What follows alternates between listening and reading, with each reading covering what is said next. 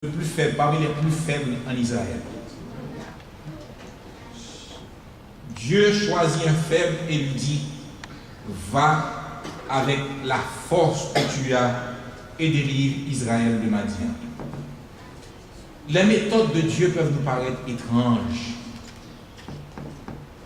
Il dit à Gédéon, utilise des cruches et des torches.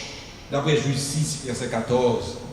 Nous prenons la bataille, alors que Madian avec Amalek chargé avec gros armes, Gédéon avec 300 monsieur, avec cruche, non mais avec torche. Vous comprenez ça? Est-ce que c'est pas ridicule?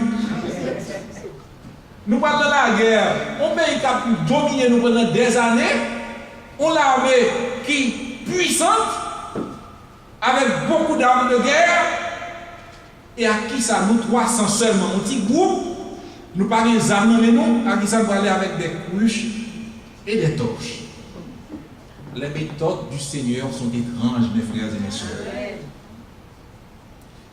Il dit à Israël, fais le tour de Jéricho pendant 7 jours.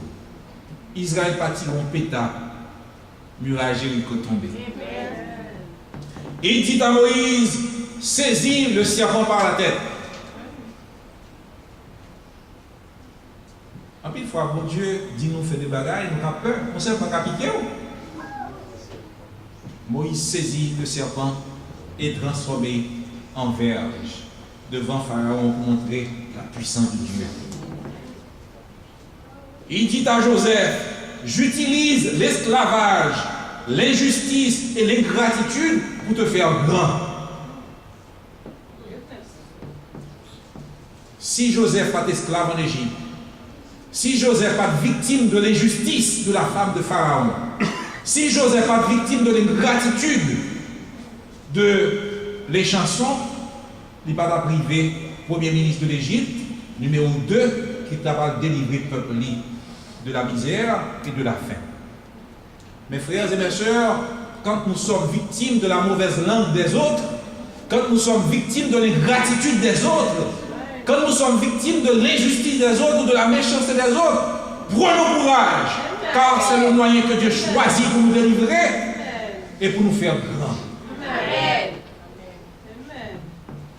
Dieu dit à Naaman le Syrien, la guérison appartient à l'Éternel.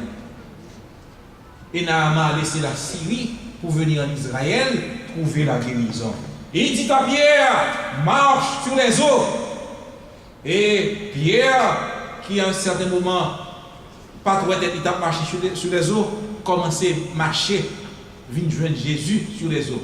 Mais quand Pierre commençait à aller sous l'eau, il n'a pas fait confiance encore, il commençait à plonger. Mes frères et mes sœurs, Dieu peut nous faire marcher sur les eaux.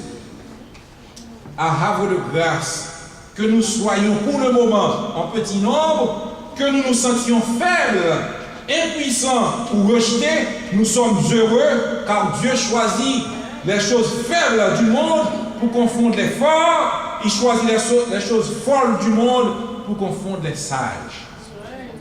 À chacun de nous, Dieu dit ce matin, prenez courage, ne craignez rien, voici je suis avec vous tous les jours jusqu'à la fin du monde. En nous bien vivre, bon, partageons le proverbe avec nous encore matin. Nous pas doués manger, maïs moulin fret, plein, fait mauvais sang à critiquer, mais manger en soupe chaud, encouragement et appréciation. Amen. En nous bien vivre, c'est le week-end patriotique.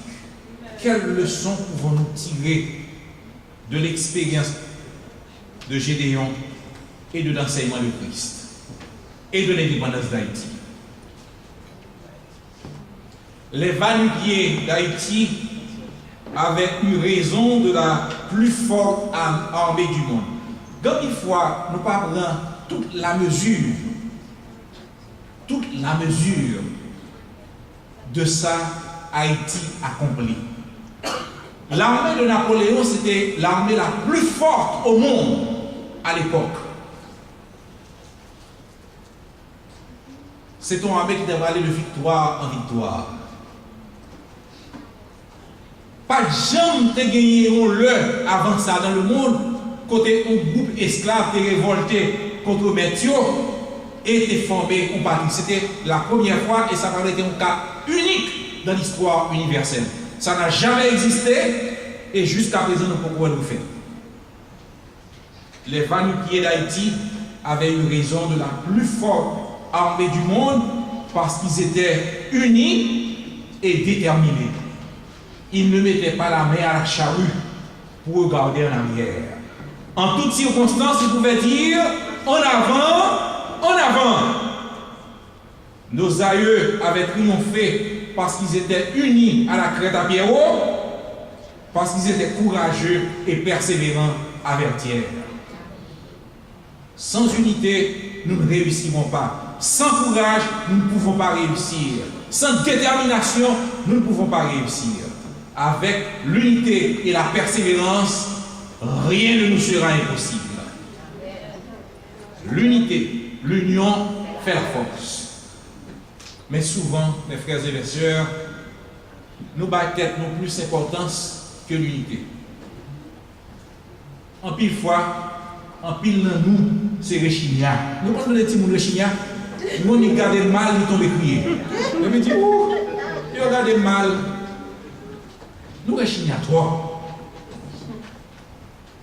Bon Dieu prend nous valeur. Bon Dieu prend nous bien loin en Haïti côté de terre. Pour nous mener aux États-Unis, pays qui est plus riche au monde. Pour nous développer, pour nous épanouir, pour nous faire gloire. Mais dans le cœur à nous, nous comme un petit monde rechigna. Chaque fois que nous parlons avec nous, c'est pour nous crier, pour nous aller dire, ma petite l'église, c'est qu'on frère fait mal. Vous te connaissez. Chaque bagage qui passe dans l'église, ça m'a quitté.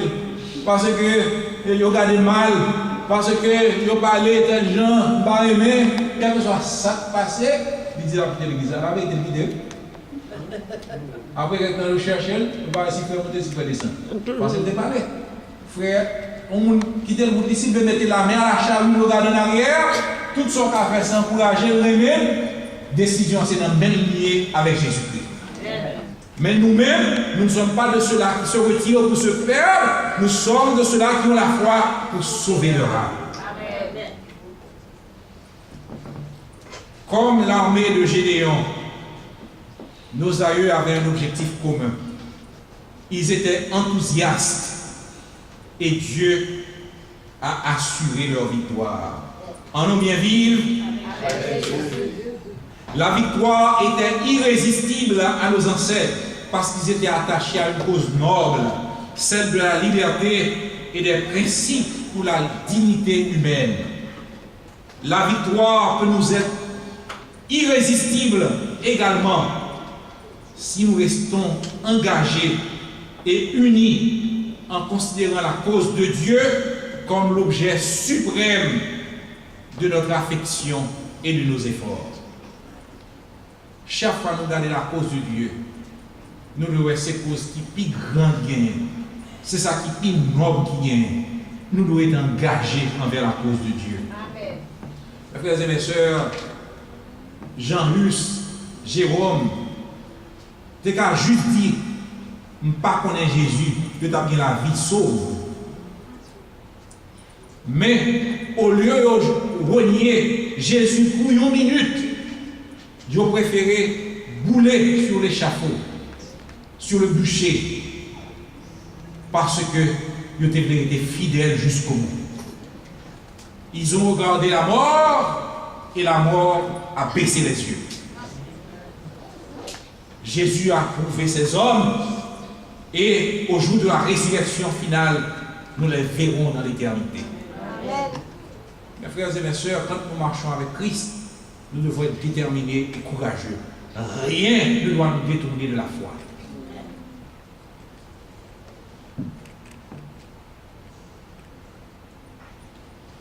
À nous bien vivre. Là, nous bien vivre avec Jésus. N'apprenez pour ne pas mettre la main à la charrue et pour nous garder en arrière.